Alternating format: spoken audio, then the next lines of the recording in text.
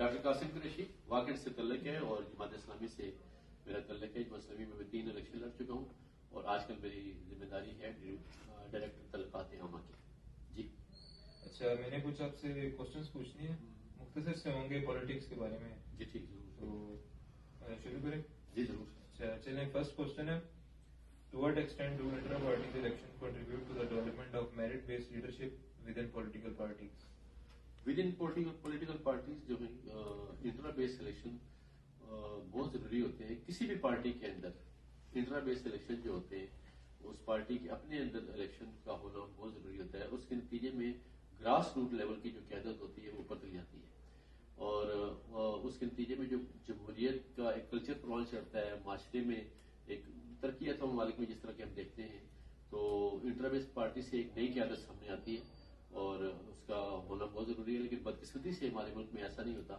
एक आध पार्टी जो मौजूद है जमात इस्लामी जैसे कि है, जिसमें इंट्रा बेस्ड इलेक्शन होते हैं और उसकी क्यादत ऊपर के लेवल तक ग्रास रूट लेवल से चेंज होती है।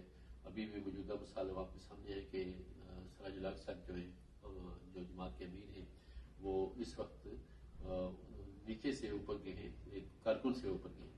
तो इंट्रा बेस्ड इलेक्शन बहुत जरूरी है, ये न सिर्फ जमहूरियत को प्रवान चलाने के लिए बल्कि मुल्क में एक नई क्यादत और ताज़ा खून को लाने के लिए। उससे एक खुशगवार सूरत पैदा होती है और माशरा जो है जमहूरियत की तरफ गमजन होता है।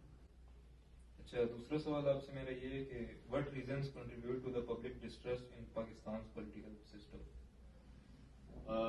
नौजवानों का और आम आवाम का जो है सियासी जमातों पर अदम एतमाद, डिस्ट्रस्ट की जो रीजंस जो है वो जो हाथ जो है वो सामने, जैसे कि आपका पहला सवाल था कि उसके मुताबिक भी है कि देखिए जब पार्टियों के अंदर इलेक्शन नहीं होते, एक ही क्यादत रहती है, बाप के बाद बेटा या बेटी और एक ही खानदान के पास, वो पार्टी जो है प्रॉपर्टी बन जाती है।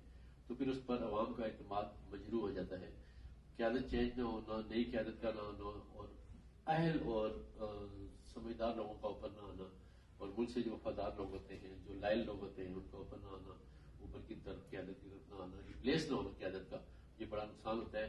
फिर इसमें दूसरी डिस्ट्रस्ट की बड़ी बुनियादी वजह ये होती है गैर जमहूरी हुकूमतों की दरअंदाजी जो होती है, जो जमहूरी जमातों के अंदर उनकी जो उनको गाइडलाइन देते हैं या उसमें अपनी लाइन पर उन्हें चलाने की कोशिश करते हैं, तो उससे भी अवाम का एतमाद मजरू हो जाता है सियासी जमातों के ऊपर, सियासत के ऊपर।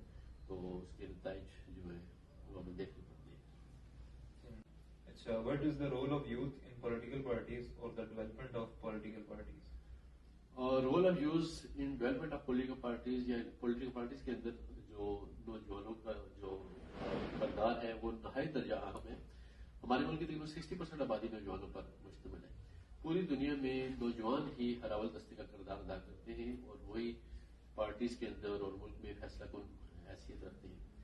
तो नौजवानों का किरदार इस सूरत में भी है कि अगर इंट्रा पार्टी इलेक्शन हो तो नौजवानों को आगे बढ़ने का मौका मिलता है, अपनी पार्टी की क्यादत में जाने का मौका मिलता है, नौजवानों की राय सामने आती है, एक नई राय। देखिए मेरा जो जमाना है, अगर मैं 50+ हो गया हूँ तो आपका जो जमाना है जिस तरह के आप नौजवान है, तो उसमें थोड़ा फर्क है।